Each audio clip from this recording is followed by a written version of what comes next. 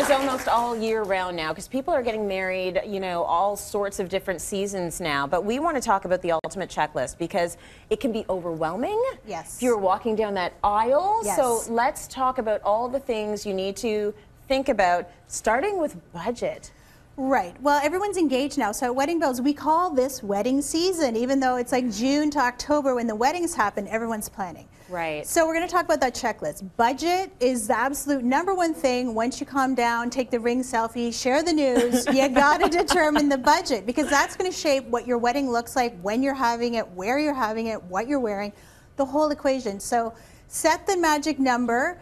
Be honest and realistic about it because this is where things go haywire when you don't stick to the budget, and this is where the emotional and the fights and all that happens. So that's your #1 most important thing. No one wants to talk about money, but you got to do it. Yes. How much money do I actually have? Can I have pigeons coming out of a box? Can I have, or doves, sorry. Or pigeons.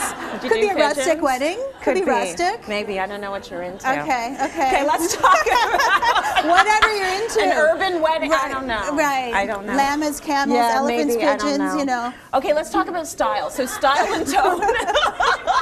You're looking for sort of something that says you, and these days people are so into personalizing their weddings and really making sure that it reflects the couple. Absolutely. So weddings we don't really call events anymore, we call them experiences because that's what couples want to have. They want to deliver an experience to their guest. Yeah. So we're talking about styles. This is everything from themes to, I mean, sky's the limit with theming these days. I mean, I really can say I think I've seen it all and then I see more and I haven't seen it all. So it's pretty amazing. But again, the style of your wedding, it's going to dictate everything else to come. What kind of venue you choose, what time of day, what time of year, all of that sort of stuff. Well, let's talk a little bit about venue because a lot of people think wedding and right away they think venue. I've got to book this space because usually you've got to book a year or 18 months in advance. You do, especially in Canada. Right. The wedding months season that we've kind of determined is June to October. Yeah. Everything books up like in a nanosecond. So don't dilly-dally. You know, for 2015, if you want to book for the summer, you may be out of luck. So you need to look at off days. You need to look at different sorts of venues.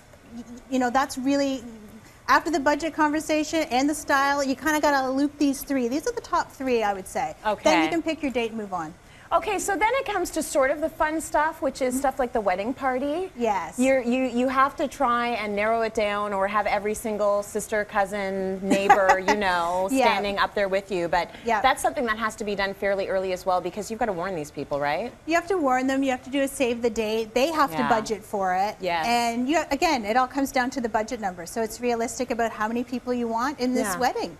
Here, a lot of people are doing websites now. What do you think of that for their weddings? Pretty essential. It really keeps the guests updated. Yeah. It's a great opportunity for the couple to get their message out about what the guests can expect, and it's particularly great for destination weddings.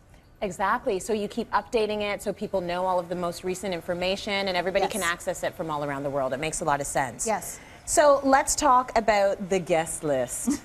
This is sometimes contentious, right? It is, and this is the area where a lot of people are going to save on their wedding. So this is actually a cost-effective exercise as well. It's not pretty. Especially if you're having a large wedding, it seems the larger the wedding, the larger the guest list gets as we go along. So you have to have a realistic look at that guest list, and if you can afford to have 250 or 300 people at your wedding and you know all these people and you want them there, go ahead. But if you can't, you're going to have to get a little tough with that. Yeah, you got to play some politics. You have to deal with in-laws, you have to deal with your parents who maybe want to have their friends at the social event of the year. Right. The in-laws and the outlaws, I like to say. The in-laws and the outlaws and everybody else. Okay, let's talk about the dress. Yes. When do brides typically start looking for a dress? Well, it usually takes at least 6 to 8 months for a dress once you've ordered it. So a lot of brides don't realize that. So the sooner you can get shopping, the better. Yeah. I mean, the typical timeline for engagement is 18 months that we see at Wedding Bells, but some people are on a 3-month timeline or a 6-month timeline. All of this can happen quickly, but you have to be realistic and let your bridal boutique know.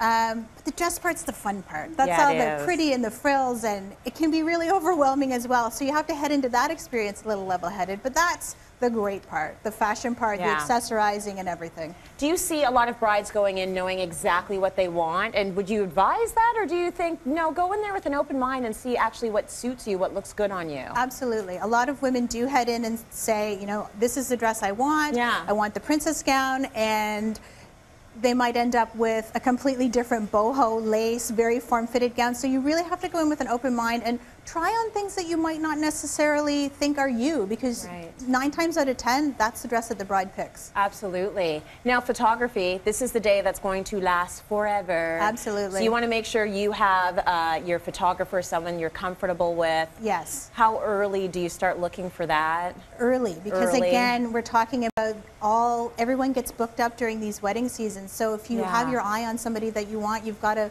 really get them on board with your day. And wedding photography these days is incredible. Everything is high impact imagery. Again, it's back to that experience. So everybody wants their wedding photos to translate that experience. So everything is grand and dreamy, and it's a really exciting time to get married because there's a lot of options, there's a lot of choice, and there's so much fun that you can have with your day. If you plan correctly. So I'm glad that you're making that point, because otherwise it just gets stressful and overwhelming. Absolutely. Right? And your wedding day should be a happy time. It's a happy experience.